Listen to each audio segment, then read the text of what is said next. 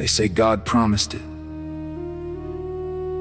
holding up an old piece of paper, but their hands carry fire where there should be honey. They speak of sacred lands while sowing pain, hiding their dark shadows behind the name of God. Because faith does not kill. Faith does not demand death. Faith does not ask that a child stop smiling.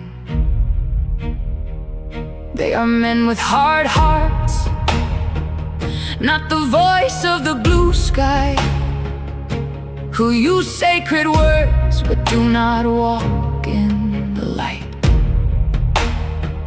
And there are those who applaud from afar, saying, "That's how it should be," repeating holy verses without seeking to understand. They promise love for their neighbors, yet their steps are made of metal. In the name of a holy book, they justify immorality. Because faith does not kill, faith does not demand death.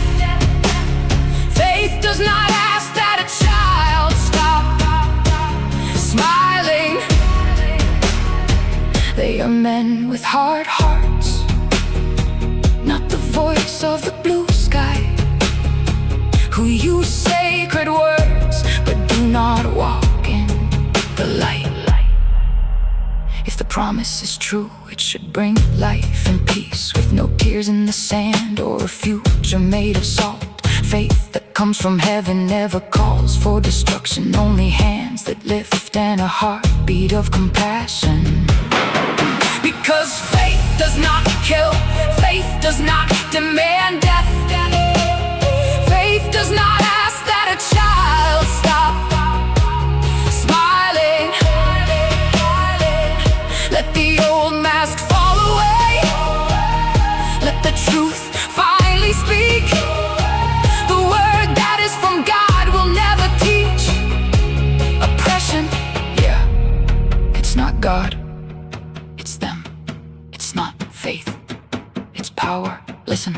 They cite old promises to justify their actions today, but scripture trembles when used for horror. They claim the land is ours, yet the map is stained, and the cries of children scream that something is wrong. They hide behind a verse as if it were a shield, but the text they utter does not reflect the reality. What we see on screens every day, fire, death, destruction. That is not the divine voice, it is pure manipulation. Bible in hand, blood on their feet, they claim it's willpower, but it isn't. Faith does not demand war, nor does it require submission. They are men in disguise, seeking power, and the believers who applaud the massacre from afar. They repeat holy verses without grasping their message. They talk about loving their neighbor, yet support the missile.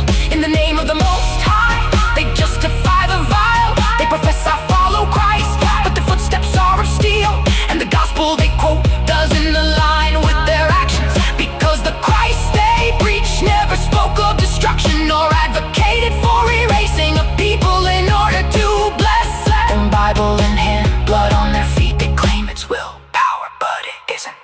Faith does not demand war, nor does it require submission. They are men in disguise, seeking power. If the promise is genuine, it brings justice and compassion, not cities in ashes or families without hope. Faith that comes from heaven is not used to kill. It heals wounds and teaches forgiveness. Modern false prophets with speeches that sound like metal.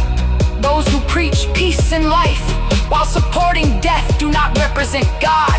They represent their own ambitions. They wield the holy word as a weapon of oppression. But the world is waking up. It no longer swallows their disguise, because true light never seeks to do harm. Although they shout about promises, the truth is clearer. Faith that comes from heaven never endorses terror. With the Bible in hand and blood on their feet, they claim it's about willpower, but it isn't. Faith does not call for war or demand submission. They are merely men in disguise, seeking power. He's not God. This is not faith. This is power in disguise. Listen, they They throw verses like bullets, but those words don't come from heaven. They are sharp speeches meant to justify their desires. They utter divine promise, but the ground screams in protest. Every child that falls leaves the world questioning. It's not prophecy, it's strategy. It's not a mandate, it's ambition. They use ancient texts to shield their destruction. The ink of scripture was not meant to kill, yet they twist it until it explodes. They proclaim faith, but it's just smoke. They shout peace, but it's metallic. It is not the voice of the Almighty, it is a personal game for them. If light were truly their guide, there wouldn't be so much pain. Yet they walk in shadows, disguised as love. And those who applaud from afar, Bible in hand, are complicit in this deception. They repeat sacred phrases while supporting inhumane actions. They claim I follow the truth, but their actions are harsh and unyielding. The message they defend does not align with their words. They do not represent the heavens, they pursue their own interests. When they speak of justice, they twist its meaning. It is not faith that motivates them, it is a disguised form of domination. The harm they cause is always rationalized. They proclaim faith, but it is mere smoke. They claim peace, but it is cold and aggressive. It is not the voice of the Almighty.